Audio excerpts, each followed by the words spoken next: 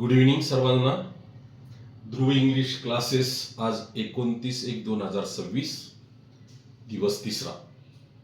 काल आपण शिकलेलो आहोत टाइप्स ऑफ टेन्स, किती काळ असतात, मुख्य काळ किती, त्याचे उपप्रकार किती.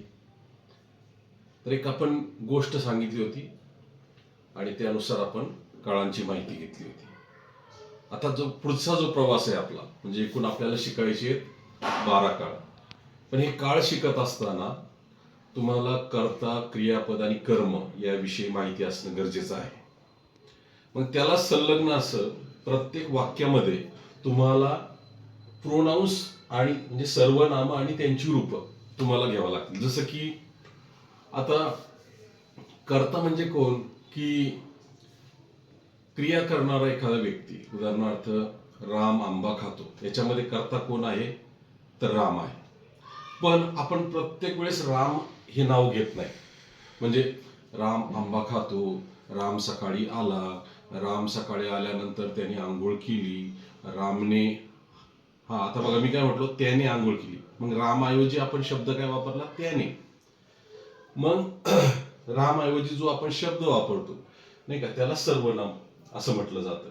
जसं की I, we, you, they, he, she, it, ही काय आहेत, सर्वनाम आहेत. आय म्हणजे मी, वी म्हणजे आम्ही, यू म्हणजे तू तुम्ही, दे म्हणजे ते त्यांनी, ही म्हणजे तो त्याने, शी म्हणजे ती तिने, इट म्हणजे ते तो ती. तर अशा पद्धतीने. आणि मग त्यांची रूप जी आहेत ती आहेत मी म्हणजे मला, अस आम्हाला, यू तुला तुम्हाला, देम त्यांना, हिम त्याला, हर तिला, इट आणि त्याला. आणि जर तुम्हाला एखादी गोष्ट मालकी हक्काने बोलायची असेल तर सर्वनामामध्ये त्याचं रूप आहे की, जसं आता हा माझा भाऊ आहे, दिस इज माय ब्रदर. तर माझा म्हणजे हे जे शब्द आहेत ते मालकी हक्क दाखवणारे आहेत, म्हणजे सर्वनामाची ती रूप आहे. तर त्यासाठी तिथं आपण माय हे पण आपल्याला माहित असणं गरजेचं आहे. माय माय.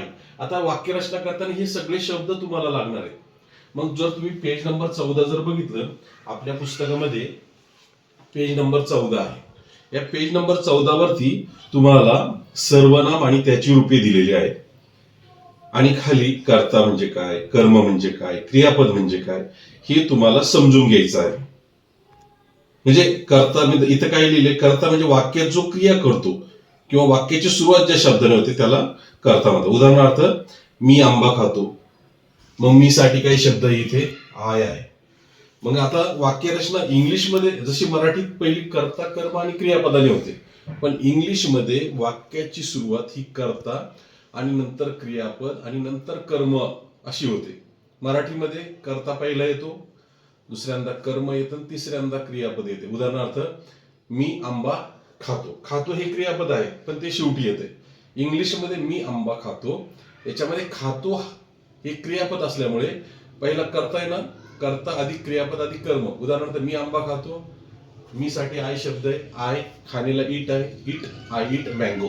तर तुम्हाला या पानाचा थोडा अभ्यास करायचा आहे, पेज नंबर 14.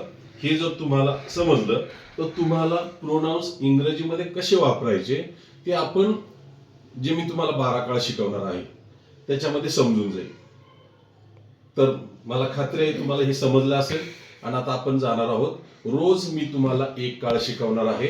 आता आपण जाणार आहोत सिंपल प्रेझेंट टेन्स. 12 काळातला पहिला प्रकार सिंपल प्रेझेंट टेन्स, तो मी शिकवणार आहे. आता मी हा जो आहे हा पार्ट 1 आहे असं समजा, प्रोनाउन. आणि त्यानंतर पार्ट 2 जे सुरुवात करणार आहे तो सिंपल प्रेझेंट टेन्स मी करणार आहे. तर आता आपण इथं थांबूया. हा व्हिडिओ फक्त प्रोनाउन साठी, तुम्हाला समजण्यासाठी. हे प्रोनाउन्स तुम्ही करायचे, चांगल्या पद्धतीने पाठ करा, म्हणजे तुम्हाला प्रत्येक गोष्टीला शब्द आठवून जाईल. थँक्यू.